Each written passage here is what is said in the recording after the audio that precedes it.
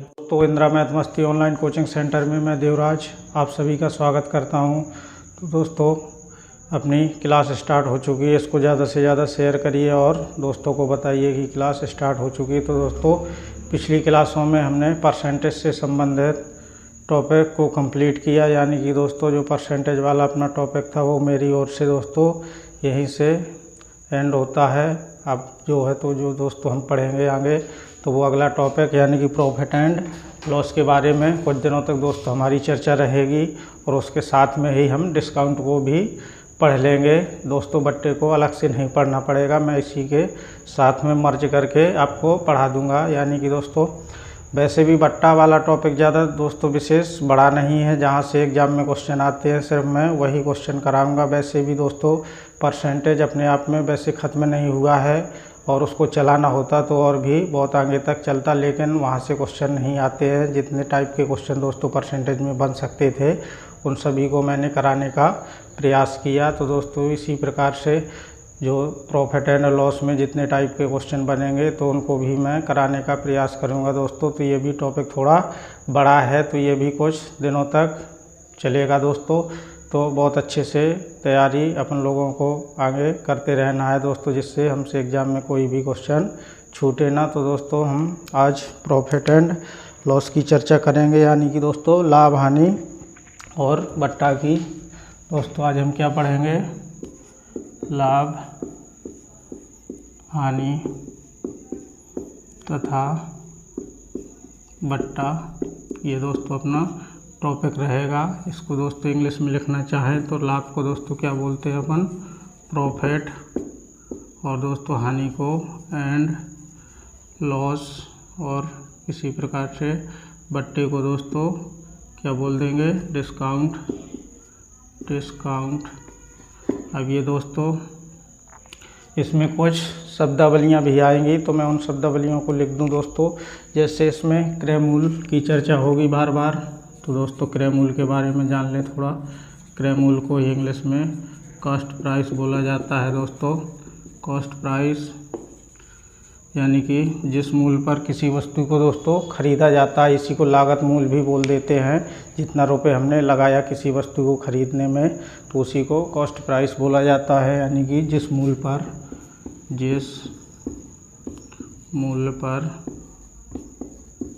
किसी वस्तु को ख़रीदा जाता है वो दोस्तों क्या होता है? उसका क्रय मूल्य होता है। जैसे दोस्तों मैंने कोई वस्तु ये दोस्तों मैंने मारकर मान लो 20 रुपये में ख़रीदा तो ये मेरा क्या हो जाएगा? क्रय मूल्य हो जाएगा, कॉस्ट प्राइस। और दोस्तों अगली चर्चा होगी विक्रय मूल्य पर। ये दोस्तों शब्दावलियाँ आएंगी तो पहले ही जान लें, जिसको बोलते हैं दोस्तों अपन सेलिंग प्राइस। दोस्तों विक्रय मूल्य क्या होता है? दोस्तों जिस मूल्य पर किसी वस्तु को क्या किया जाए? बेचा जाए। जिस मूल्य पर किसी वस्तु को बेचा जाए, यानी कि बेचा जाता है, बेचा जाए तो दोस्तों वो क्या कहलाएगा? अपना विक्रय मूल्य कहलाएगा, सेलिंग प्राइस कहलाएगा। जैसे दोस्तों मैंने मार्कर को 20 रुपये में ख़रीदा और इसको दोस्तों 25 रुपये में बेच दिया, तो 20 तो दोस्तों अपना क्या हुआ? जो ख़रीदा गया था, लागत लगाई थी मैंने, वो तो हो गया उसका क्रय मूल्य। और दोस्तों मैंने कितने में बेच दिया? इसको 25 रुपये में बेच दिया, तो 25 रुपये मेरा क्या हो गया? विक्रय मूल्य हो गया। अब दोस्तों जब दोस्तों मैं डिस्काउंट पढ़ाऊँगा तो बताऊँगा अंकित मूल्य के बारे में। तो दोस्तों इसके लिए भी थोड़ा सा समझ लें दोस्तों, डिस्काउंट में उसकी चर्चा करेंगे, यहाँ समय बर्बाद ना करेंगे। अंकित मूल्य वो होता है दोस्तों मार्क प्राइस, जिस पर मूल्य अंकित किया जाता है। तो दोस्तों अब इसके लिए अपन क्या करेंगे? जैसे लाभ प्रतिशत की गणना करवाएगा, पहले लाभ की दोस्तों चर्चा कर लें, फिर लाभ प्रतिशत की चर्चा करेंगे। तो दोस्तों लाभ अपन को कब होगा? जब कम मूल्य पर किसी वस्तु को खरीदेंगे, यानी कि कम मूल्य पर ख़रीदा तो उसका क्या हो गया? वो कॉस्ट प्राइस हो गया। कॉस्ट प्राइस को दोस्तों मैं शॉर्ट में CP लिखूँगा और सेलिंग प्राइस को SP लिखूँगा। तो आपको समझते हुए चलना है। जैसे दोस्तों मैंने 20 रुपये में ख़रीदा तो उसको कितने में बेचना होगा दोस्तों, अधिक में वो बेचना होगा, तभी मुझे लाभ हो पाएगा। यानी कि इसमें विक्रय मूल्य का मान कैसा होना चाहिए, ज़्यादा होना चाहिए किससे, क्रय मूल्य से। तो इसके लिए मैं क्या बोल सकता हूँ, लाभ कब होगा, जब दोस्तों हमारा विक्रय मूल्य, शॉर्ट में लिख रहा हूँ, विक्रय मूल्य अधिक होगा किससे दोस्तों, क्रय मूल्य से। यानी कि विक्रय मूल्य से हम किसको घटा देंगे दोस्तों, क्रय मूल्य को घटा देंगे, तो वो हमारा क्या आ जाएगा, लाभ आ जाएगा। यहीं से हम क्या बोल सकते हैं दोस्तों, यदि मुझे लाभ प्रतिशत निकालना हो, लाभ प्रतिशत, तो इसके लिए क्या करते हैं दोस्तों, हम परसेंटेज वाला टॉपिक बहुत ही अच्छे से कवर कर चुके हैं। तो प्रतिशत निकालने के लिए मैंने बताया था, जिसका परसेंटेज हम निकालते हैं उसका मान ऊपर रखते हैं। तो दोस्तों ऊपर किसका मान रहेगा, किसका परसेंटेज निकाल रहे हैं, लाभ का, तो ऊपर क्या हो जाएगा दोस्तों, लाभ अपॉन नीचे दोस्तों हर बार क्रय मूल्य ही होगा, इंटू प्रतिशत में निकालने के लिए 100 से क्या कर देते हैं दोस्तों, मल्टीप्लाई कर देते हैं। यदि हम इसका एक फॉर्मूले का निर्माण और दोस्तों करना चाहें तो हम क्या लिख सकते हैं, लाभ की जगह विक्रय मूल्य माइनस क्रय मूल्य बटे क्रय मूल्य इंटू 100। तो दोस्तों आपको उम्मीद है समझ में आ रहा होगा। इसी प्रकार यदि मैं हानि की दोस्तों बात कर लूँ तो हानि दोस्तों कब होगी, जब हमने अधिक मूल्य पर किसी वस्तु को ख़रीदा होगा और उसको दोस्तों कम मूल्य पर बेचा होगा, तभी दोस्तों क्या होगी, मुझे हानि होगी। यदि मैं दोस्तों इस मार्कर को 20 रुपये में ख़रीद करके लाया हूँ और इसको 18 रुपये में ही बेच दूँ, तो दोस्तों मुझे लाभ होगा क्या, नहीं होगा ना। तो दोस्तों नुकसान हो गया, कितने रुपए का, 2 रुपये का। तो दोस्तों उसी को हानि बोलेंगे, लॉस बोलेंगे। यानी कि इसमें दोस्तों किसका मान अधिक होगा, क्रय मूल्य का, और विक्रय मूल्य का मान दोस्तों कैसा होगा, कम होगा। तो इसके लिए मैं क्या बोल सकता हूँ, यानी क्रय मूल्य से विक्रय मूल्य को घटा देंगे, क्रय मूल्य में से दोस्तों किसको घटा देंगे, विक्रय मूल्य में से घटा देंगे। जिस प्रकार से दोस्तों हमने इसकी तुलना की थी, इसी प्रकार इसकी भी तुलना कर सकते हैं। हानि प्रतिशत निकालनी हो तो दोस्तों किसको ऊपर रखेंगे, हानि को, और नीचे तो मैंने बताया सदैव क्रय मूल्य ही रहेगा, ना कि विक्रय मूल्य। दोस्तों सदैव क्रय मूल्य को ही रखना है। अब इसके लिए दोस्तों मैं कुछ पॉइंट भी लिख दूं जो आपको याद रखना है नोट डाल के। तो दोस्तों इसको याद रखना है, यानी कि दोस्तों लाभ और दोस्तों हानि, प्रॉफिट एंड लॉस, लाभ और हानि की गणना जो दोस्तों करनी है अपन को, सदैव लिख रहा हूँ। जब तक क्वेश्चन में ना बोला गया हो तब तक दोस्तों अपन को सदैव क्रय मूल्य पर ही करना है। लाभ हानि की गणना सदैव किस पर होती है दोस्तों, क्रय मूल्य पर होती है। यानी कि दोस्तों किस पर मैंने लिखा है, क्रय मूल्य पर, कॉस्ट प्राइस पर लिखा है दोस्तों, ना कि विक्रय मूल्य पर। यहाँ से थ्योरेटिकल सवाल भी दोस्तों कभी कभार छोटे छोटे एग्जामों में पूछ लिया जाता है कि लाभ की गणना होती है, ऑप्शन में दे देता है दोस्तों क्रय मूल्य, विक्रय मूल्य, इस प्रकार से अंकित मूल्य, इस प्रकार से दोस्तों वो ऑप्शन बना देता है। तो अपन को किस पर लगाना है, क्रय मूल्य पर लगाना है। कब लगाना है दोस्तों, जब तक हमें बोला ना गया हो कि इसकी गणना विक्रय मूल्य पर कीजिए या अंकित मूल्य पर, जिस पर दोस्तों बोलेगा तब हम उस पर गणना करेंगे, नहीं तो दोस्तों सदैव किस पर गणना करेंगे, क्रय मूल्य पर। और दोस्तों दूसरा पॉइंट इसके लिए दोस्तों बट्टा भी पढ़ेंगे साथ में, तो छूट की भी गणना करेंगे। तो बट्टा को ही छूट बोलते हैं, डिस्काउंट। छूट की गणना सदैव किस पर दोस्तों होती है, अंकित मूल्य पर। अंकित मूल्य बोलें तो दोस्तों मार्क प्राइस, यानी कि एमपी। दोस्तों इसको मार्केट प्राइस नहीं बोलते हैं, जो कुछ लोग सोचते होंगे कि मार्केट प्राइस है, तो दोस्तों ये मार्केट प्राइस नहीं है, वो बाज़ार मूल्य दोस्तों अलग होता है। वो बाज़ार मूल्य वाला दोस्तों टॉपिक अलग है, अपने सब्जेक्ट में नहीं है। वो दोस्तों अर्थशास्त्र का, इकोनॉमिक्स का टॉपिक है, तो वो दोस्तों इकोनॉमिक्स में पढ़ना। मैं यहाँ पे अंकित मूल्य की बात कर रहा हूँ, मार्क प्राइस की बात कर रहा हूँ दोस्तों, मार्केट प्राइस की बात नहीं कर रहा हूँ। तो अंकित यानी कि छूट की गणना किस पर होगी दोस्तों, अंकित मूल्य पर की जाती है। जब दोस्तों इनकी गणना इस पर की जाएगी तो दोस्तों यदि हमें मानने वाली बात आएगी तो हम किसको 100 मानेंगे प्रॉफिट लॉस में दोस्तों, क्रय मूल्य को ही 100 मान करके सॉल्व करेंगे। और दोस्तों जब छूट की गणना होगी तो किसको 100 मानेंगे, अंकित मूल्य को। तो दोस्तों उम्मीद है आपको समझ में आ गया होगा। तो दोस्तों आप इसको लिख लीजिए या दोस्तों स्क्रीनशॉट भी आप इसका ले सकते हैं दोस्तों। तो अब हम क्लास को आगे बढ़ाएंगे, यानी कि हमसे किस टाइप में क्वेश्चन आगे बन सकते हैं दोस्तों, उसकी चर्चा करेंगे। जैसे दोस्तों मैं सिंपल क्वेश्चन से ही शुरुआत करूंगा। जैसे दोस्तों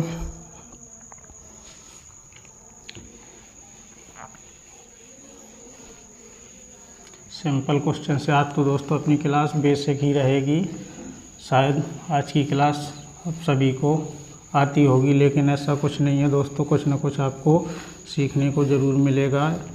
तो दोस्तों यहाँ से भी क्वेश्चन पूछे जाते हैं। बहुत ही सिंपल क्वेश्चन लिखूँगा मैं दोस्तों, फिर इसी प्रकार से क्लास को आगे बढ़ाएंगे दोस्तों। तो क्लास को समझते हुए और दोस्तों में शेयर करते हुए दोस्तों चलना है। जैसे मैं लिख दूँ क्वेश्चन, एक वस्तु को दोस्तों कितने में 1800, ये दोस्तों 1800 लिखा है, 1800 रुपये में खरीदा गया तथा इसे दोस्तों कितने में 2000 रुपये में बेचा गया, तो प्रतिशत लाभ की गणना कीजिए दोस्तों। बहुत ही सिंपल क्वेश्चन लिखा है मैंने यहाँ पे दोस्तों। सीपी का मान कितना दिया है 1800 रुपये, यानी कि कितने में ख़रीदा गया 1800 रुपये में दोस्तों। और एसपी का मान कितना दिया है 2000 रुपये। तो दोस्तों ये किसका मान है, एसपी का। मैं बार बार नीचे नहीं लिखूँगा सीपी और एसपी, तो दोस्तों आपको भी नहीं लिखना है, क्योंकि दोस्तों हमें समय की बचत करनी है। तो 1800 में दोस्तों ख़रीदा गया, 2000 में बेचा गया, तो लाभ दोस्तों कितने का हुआ, यानी कि 200 रुपये का। और दोस्तों हमसे क्या पूछा गया है, प्रतिशत लाभ। तो दोस्तों मैं सीधा प्रतिशत लाभ निकाल रहा हूँ। तो लाभ कितने का हुआ 200 पर, और 200 का लाभ हुआ दोस्तों, 200 पर नहीं हुआ, 200 रुपये का लाभ हुआ। और लाभ और हानि की गणना किस पर की जाती है दोस्तों, क्रय मूल्य पर। तो क्रय मूल्य को दोस्तों कहाँ रखेंगे, नीचे। तो नीचे कितना आएगा 1800, और परसेंटेज में निकालने के लिए 100 से मल्टीप्लाई करते हैं। तो दोस्तों इससे ये कट जाएगा, और 2 से ये 9 बार में, और ये 100 बार में। तो दोस्तों कितना आ जाएगा 9 एकम 9, यानी कि 11 सही 1/9% का दोस्तों क्या हो जाएगा, इसको लाभ हो जाएगा। तो दोस्तों उम्मीद है आपको ऐसा क्वेश्चन भी समझ में आया होगा। यदि हानि प्रतिशत की गणना करवाता तो दोस्तों यहाँ मान अधिक देना पड़ता, यानी कि सीपी का मान ज़्यादा हो जाता और एसपी का मान कम हो जाता। अब दोस्तों थोड़ी थोड़ी मैं लेवल को आगे बढ़ाऊंगा दोस्तों। एक ही क्वेश्चन के माध्यम से मैंने बता दिया कि लाभ की गणना कैसे करना है और हानि की गणना कैसे करना है। जैसे दोस्तों अब अगले टाइप का क्वेश्चन लिख दूँ मैं, एक वस्तु को 1520 रुपये में खरीदा गया तथा उसे दोस्तों कितना लिख दें, तथा उसे 20% लाभ प्राप्त करने के लिए, यानी कि दोस्तों यहाँ पे मैं 1500 रुपये लिख दूँ। तो दोस्तों अपन को कैलकुलेशन भी थोड़ा कम करनी पड़ेगी। 1500 रुपये में ख़रीदा गया तथा उसे 20% लाभ प्राप्त करने के लिए कितने रुपए में बेचना होगा, के लिए कितने रुपए में बेचना होगा। दोस्तों हमसे ये क्वेश्चन पूछा गया है। बहुत ही सिंपल क्वेश्चन लिखा है दोस्तों। मैंने आपका कॉन्सेप्ट धीरे धीरे दोस्तों डेवलप करने की कोशिश कर रहा हूँ मैं। इसको दोस्तों कितने में ख़रीदा गया 1500 रुपये में। पहले दोस्तों इसकी कहानी समझ लेंगे। 20% का लाभ प्राप्त किया। तो दोस्तों क्रय मूल्य को मैंने बताया था किसको 100 मानना है दोस्तों। अपन क्रय मूल्य को 100 मानेंगे दोस्तों। लाभ और हानि में दोस्तों प्रॉफिट एंड लॉस में क्रय मूल्य को ही 100 मानना है, जबकि डिस्काउंट वाले टॉपिक में अंकित मूल्य को 100 मानना है। तो दोस्तों इसमें मैंने मान लिया कि मैंने कोई वस्तु कितने में ख़रीदी, 100 रुपये में, उसमें से दोस्तों मैंने क्या किया, 20% का मुझे लाभ लेना है। तो मैं कितने में बेचूंगा, 120 रुपये में, तभी दोस्तों मुझे 20% का लाभ हो पाएगा। तो दोस्तों जबकि हमसे क्वेश्चन में वैल्यू दे दी गई है, एक वस्तु को कितने में ख़रीदा गया है दोस्तों, 1500 रुपये में। और दोस्तों अपन ने कितने में ख़रीदा था। अपना दोस्तों मेथड क्या रहता है, प्रश्न का मान ऊपर और हमारा मान नीचे, और दोस्तों जो पूछा गया है उससे मल्टीप्लाई कर देंगे। तो कितने रुपए में ख़रीदा है, 1500 में, और अपना मान दोस्तों कितना है, 100 है। कितने में ख़रीदा था, 100 में, इंटू क्या पूछा है दोस्तों, कितने में बेचना होगा। तो सेलिंग प्राइस इसका दोस्तों कितना है, 120। तो दोस्तों 120 की वैल्यू पूछी गई है। तो दोस्तों इससे ये मान कट जाएगा। इसी प्रकार दोस्तों अब इससे मल्टीप्लाई कर देंगे तो दोस्तों ये 0 तो लगा हुआ है, 15 दूना 30 हो जाएगा, 3 कैरी। तो यहाँ से 18 यानी कि 1800 रुपये में उसे क्या करना होगा दोस्तों, बेचना होगा, तभी वो 20% का क्या कर सकता है दोस्तों, लाभ कमा सकता है। जैसे दोस्तों अगला क्वेश्चन मैं लिख दूं, हो सकता है दोस्तों आपको ये क्वेश्चन समझ में आ गया होगा, बहुत ही सिंपल क्वेश्चन लग रहे होंगे। अब दोस्तों मैं अगला क्वेश्चन भी लिख दूं, थोड़ी सी दोस्तों टाइप को ही चेंज करूंगा। जैसे लिख दूं दोस्तों, इसको उल्टा करके लिख दूं, एक वस्तु को 2000 रुपये में बेचने पर दोस्तों कितना लिख दूं, 14 सही 2/7% का लाभ होता है। तो दोस्तों क्या पूछा है, तो क्रय मूल्य याद कीजिए, यानी कि दोस्तों हमसे क्रय मूल्य पूछा गया है।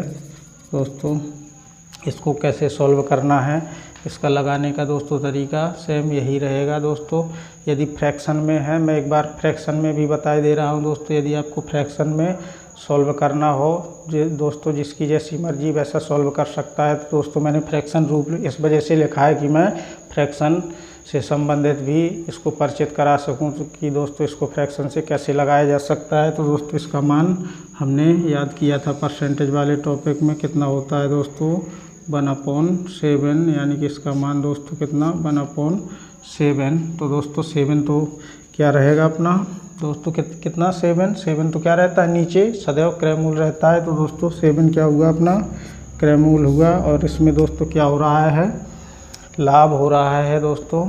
तो साथ में कितने का लाभ हो रहा है दोस्तों, जब लाभ प्रतिशत निकालते हैं तो लाभ को ऊपर रखते हैं और क्रय मूल्य को नीचे। तो दोस्तों नीचे किसका मान था, क्रय मूल्य का। तो दोस्तों इसको CP हो गया ये, और 1 रुपये का लाभ हुआ। तो दोस्तों कितने में बेचा होगा इसको, जैसे दोस्तों 7 रुपये में उसको ख़रीदा गया, तो कितने में बेचा होगा कि 1 रुपये का लाभ हुआ होगा, तो 8 रुपये में, यानी कि दोस्तों इसमें 1 रुपये का इसको क्या हुआ है, लाभ। तो ये दोस्तों कितने में बेचा होगा, 8 में, यानी कि ये CP हुआ।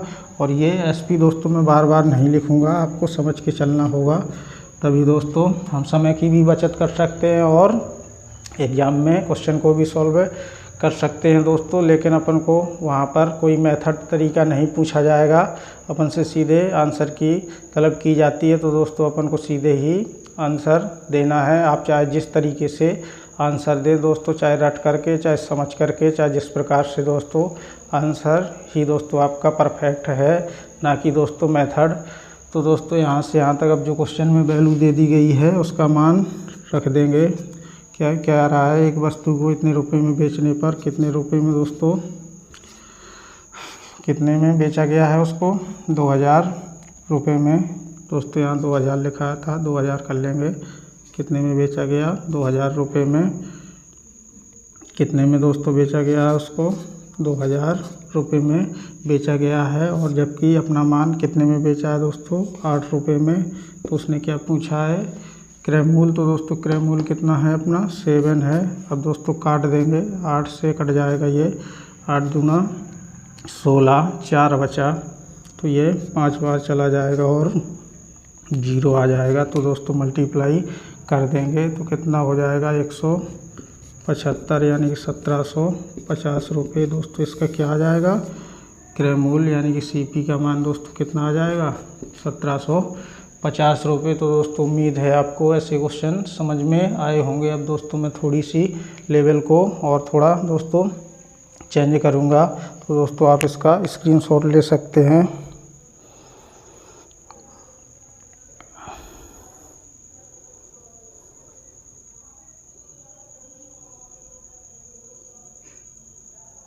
जैसे दोस्तों इसी में मैं थोड़ा सा दोस्तों लैंग्वेज को ही चेंज कर दूं दोस्तों, इसी क्वेश्चन के माध्यम से आपको एक हानि वाला क्वेश्चन भी दोस्तों करा दूं,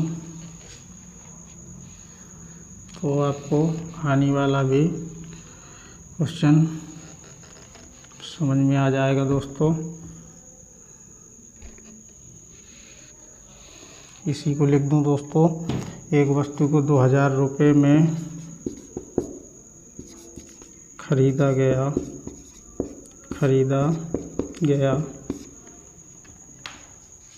जिसमें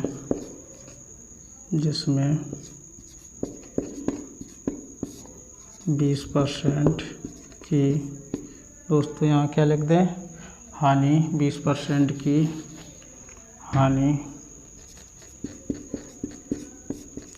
होती है तो वस्तु का विक्रय मूल्य ज्ञात कीजिए। यानी कि दोस्तों विक्रय मूल्य पूछा है तो दोस्तों कुछ नहीं लगाने का वही तरीका रहेगा।